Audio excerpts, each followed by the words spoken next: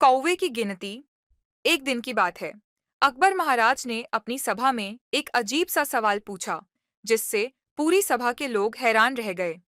जैसे ही वे सभी उत्तर जानने की कोशिश कर रहे थे, तभी बीरबल अंदर आए और पूछा कि मामला क्या है।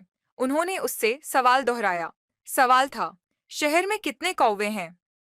बीरबल तुरंत मुस्कुराए और अकबर महाराज के पास गए। उन्होंने उत्तर की घोषणा की। उनका जवाब था कि नगर में 21,523 कौवे हैं। यह पूछे जाने पर कि वह उत्तर कैसे जानते हैं, तब बीरबल ने कहा, अपने आदमियों से कौवे की संख्या गिनने के लिए कहें। यदि अधिक मिले तो कौवे के रिश्तेदार उनके पास आसपास के शहरों से आ रहे होंगे। यदि कम है तो हमारे शहर के कौवे शहर से बाहर रहने वाले अपने रिश्तेदारों के पास जरूर गए होंगे। यह जवाब सुनकर राजा को काफी संतोष मिला। इस उत्तर से प्रसन्न होकर अकबर ने बीरबल को एक माणिक और मोती की जंजीर भेंट की। वहीं उन्होंने बीरबल की बुद्धि की काफी प्रशंसा करी। कहानी की सीख। उत्तर में सही स्पष्टीकरण यानी दलील होना उतना ही महत्वपूर्ण है जितना सही उत्तर का होना। चींटी और हाथी। बहुत समय पहले की बात है। एक जंगल में एक बार एक घमंडी हाथी था, जो हमेशा छोटे जानवरों को धमकाता था और उनका जीवन कष्टदायक बनाता था। इसलिए सभी छोटे जानवर उससे परेशान थे। एक बार की बात है, वह अपने घर के पास के बनी चींटी की मांद के पास गया और चींटियों पर पानी छिड़क दिया। ऐसा होने पर सभी चींटियाएं अपने आकार को लेकर रोने लगीं, क्योंकि वह हाथी इनकी तुलना में काफी बड़ा था। इसलिए वह कुछ नहीं कर सकती थीं। हाथी बस हंसा और चींटियों को धमकी दी कि वह उन्हें कुचलकर मार डालेगा। ऐसे में चींटियां वहां से चुपचाप चली गई। फिर एक दिन चींटियों ने एक सभा बुलाई और उन्होंने हाथी को सबक सिखाने का फैसला किया। अपनी योजना के मुताबिक जब हाथी उनके पास आए, तब वे सीधे हाथी की सूंड में जा घुसे और उसे काटने लगे।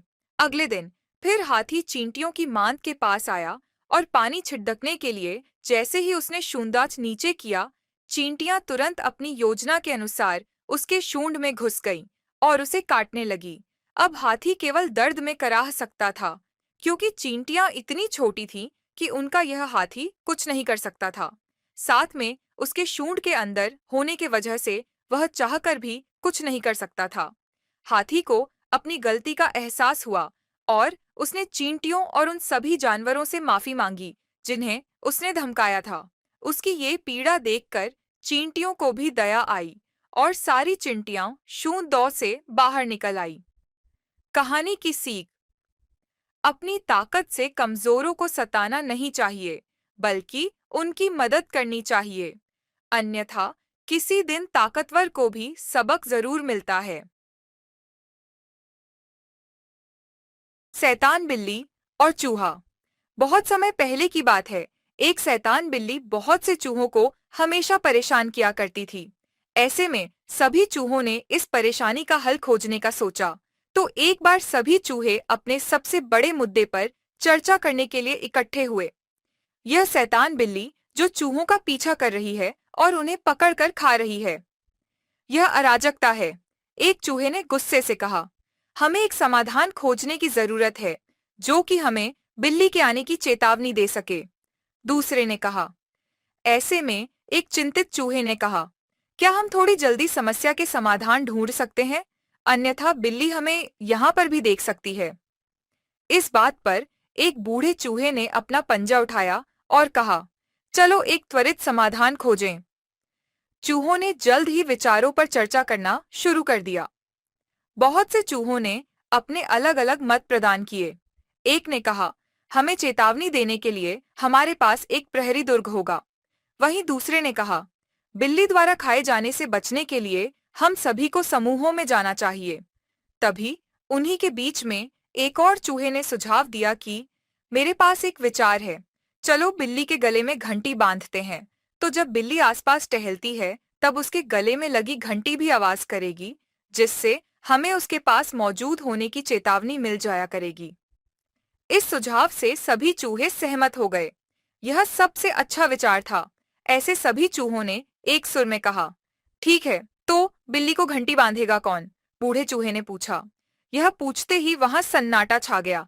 जल्द ही एक एक करके सभी चूहे चुपचाप भाग गए। अंत में केवल बूढ़ा चूहा ही रह गया। कहानी की सीख। सिर्फ बातों से काम नहीं बनता, उसके लिए काम भी करना पड़ देता है। इसलिए सोच विचार करके ही अपनी बात कहनी चाहिए। दूध वाली और उसके सपने। एक समय की बात है। एक गांव में रेवती नाम की एक दूध वाली रहती थी। वह अपने गायों का दूध को बेचकर पैसे कमाती थी। इन्हीं पैसों से उसका घर चलता था। एक दिन उसने अपनी गायों का दूध निकाला और दूध की 2 बाल्टी लेकर बाजार में दूध बेचने निकल पड़ी। जैसे ही वह बाजार जा रही थी, वह दिवा स्वप्न देखने लगी कि दूध के लिए उसे जो पैसा मिला है उसका वह क्या क्या करेगी। वह मन ही मन कई चीजें सोचने लगी। उसने मुर्गी खरीदने और उसके अंडे बेचने की सोची। फिर उस पैसे से वो एक केक, स्ट्रॉबेरी की एक टोकरी, एक फैंसी ड्रेस और यहाँ तक कि एक नया घर खरीदने का सपना देखने लगी। इस प्रकार से उसने कम समय में अमीर बनने की योजना बनाई। अपने उत्साह में वह अपने साथ ले जा रही दोनों बाल्टी के बारे में भूल गई और उन्हें छोड़ना शुरू कर दिया। अचानक उसने महसूस किया कि दूध नीचे गिर रहा है और जब उसने अपनी बाल्टी की जांच की तो वे खाली थे। ये देखकर वो रोने लगी और उसे उसकी भूल का पछतावा हुआ। कहानी की सीख। सिर्फ सपने देखने से नहीं बल्कि उन्हें पूरा करने के लिए कड़ी डिढ़ी मेहनत भी करनी पड़ती है। इसीलिए पहले वर्तमान को मजबूत करना चाहिए, इसके बाद भविष्य की योजनाओं पर काम करना चाहिए। गृहस्थी की चाबी। बिमला जी के घुटनों में तकलीफ रहती थी, जिसके कारण वो चल फिर नहीं पाती थीं। घर में उनके अलावा उनका बेटा सतीश, बहू रूपा और एक पौती आयशा थी। सतीश की शादी को 6 साल हो चुके थे। पिछले 5 साल तक बिमला जी ही पूरा घर संभालती थीं। घर का एक एक सामान वो खुद मंगवाती थी। बहू बेटे भी कभी उनके काम में दखल नहीं देते थे। बिमला जी पूरे रौब के साथ घर में रहती थीं। सतीश और रूपा पर पूरा कंट्रोल रखती थीं। कहाँ जाना है, आज घर में क्या बनेगा, घर में कितना राशन आएगा। साथ ही सतीश की सारी सैलरी का हिसाब भी वे अपने पास ही रखती थीं। शुरू शुरू में रूपा को इससे बड़ी तकलीफ होती थी, लेकिन जब सतीश ने समझाया, माँ की बात का बुरा नहीं माना करो, पापा के टाइम से सारा घर वो ही संभालती आ रही है। अब वो अपना वर्चस्व खोना नहीं चाहती, तो हम ऐसे ही चलने देते हैं। धीरे धीरे रूपा भी इसी रंग में रंग गई। अब उसे अपनी सास से कोई प्रॉब्लम नहीं थी। वह किचन का काम संभालती, उसमें भी बिमला जी अपनी पसंद का खाना बनवाती थीं। कुछ दिन बाद रूपा अपने आप को फ्री मानने लगी कि सारी जिम्मेदारी तो मांझी उठा ही रही हैं। लेकिन अभी 1 साल पहले उनकी अचानक तबीयत खराब हो गई। 1 महीने तक बिस्तर पर पड़ी रहीं। अगला महीना शुरू हुआ तो हर बार की तरह सतीश अपनी सैलरी लेकर माँ के पास गया। बिमला जी ने बहू को बुलाकर कहा, अब यह तुम रखो, मुझसे अब कुछ नहीं हो पाएगा, इस घर की बागडोर तुम ही संभालो। यह सुनकर रूपा बोली, नहीं माँ जी, सब कुछ आप ही संभालेंगी। अब बैठे बैठे बस काम बताती जाइए, हम करते जाएंगे जैसे पहले करते थे। यह सुनकर सतीश को बहुत आश्चर्य हुआ कि कुछ साल पहले तो यह घर की बागडोर संभालने के लिए उससे झगड़ रही थी। अचानक इसे क्या हो गया? बिमला जी बोली, लेकिन बहू, कल मुझे कुछ हो गया तब भी तो तुम ही संभालोगी। रूपा ने जवाब दिया, नहीं मां जी, आपको कुछ नहीं होगा, आप ही संभाल रही हैं, आप ही संभालूंगी। उस दिन से बिमला जी का स्वभाव बदल गया। उन्हें बहू के रूप में बेटी नजर आने लगी। पहले वो सारा कुछ अपने हाथ में इसलिए रखना चाहती थीं कि कहीं मेरे बेटे बहू मेरे ऊपर जुल्म न करने लगे, कहीं बेटा आंखें न बदल ले, कहीं मुझे घर से न निकाल दें। रूपा पहले की तरह ही मां जी की पसंद की सब्जी बनाती थी। घर का सामान वो खुद लेने जाती, लेकिन आकर एक एक पैसे का हिसाब अपनी सास को देती और बाकी बचे पैसे भी उन्हें दे देती थी। एक दिन रूपा अपने पीहर गई थी। सतीश अपने ऑफिस जा चुका था। शाम को दोनों वापस आ गए। तब बिमला जी ने दोनों को अपने कमरे में बुलाया। बेटा, मैंने आज वकील को बुलाकर अपनी वसीयत कर दी है। यह घर तेरे नाम कर दिया है और ये तिजोरी की चाबी, जेवर, रुपये, पैसे सब मैं बहू को देना चाहती हूँ। तभी रूपा बोली, मां जी, इसकी क्या जरूरत है, आप ही संभालिए ये सब। बिमला जी बोली, बेटा मुझे तुम दोनों पर भरोसा नहीं था, जैसा कि आजकल हो रहा है। बुजुर्गों के साथ बुरा सलूक किया जा रहा है। मैं उससे डर गई थी, लेकिन अब मुझे तुम दोनों पर विश्वास है, इसीलिए मैं ये सब तुम्हें सौंप देना चाहती हूँ। अगले दिन से रूपा सब कुछ संभालने लगी। बिमला जी निश्चिंत होकर अपने कमरे में बैठी रहती थीं, लेकिन उन्हें यह देखकर और भी आश्चर्य हुआ कि उनकी बहू आज भी उनकी पसंद का खाना उनसे पूछकर बनाती है। अगर दोनों कपड़े खरीदने जाते हैं, तो पहले साड़ी अपनी सास के लिए लेती थी। रूपा को अब तक आदत पड़ चुकी थी कि वह सारा काम मांझी से पूछकर करे। 2 महीने बाद बिमला जी का देहांत हो गया। घर में रोना पिटना मचा था। 13 दिन तक मेहमानों का तांता लगा रहा।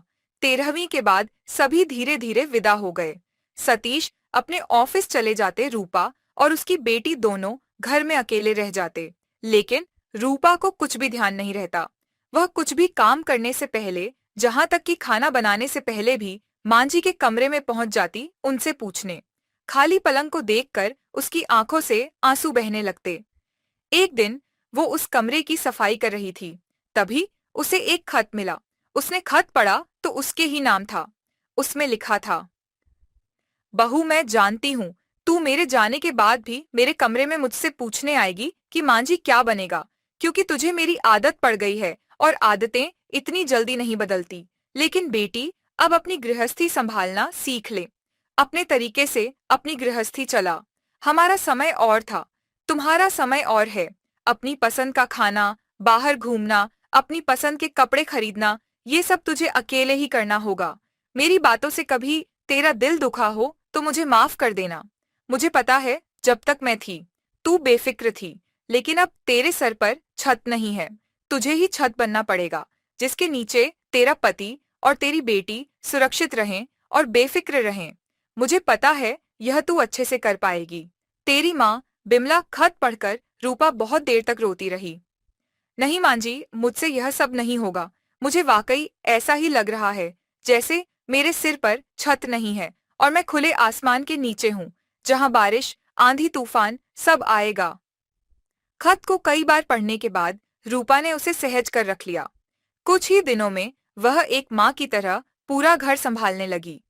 जब भी उसे कोई परेशानी होती, वह उस खत को निकाल कर पढ़ती और दृढ़ता से डटकर हर मुश्किल का सामना करती। रूपा को हर समय लगता था कि बिमला जी अब भी उसके साथ खड़ी हैं,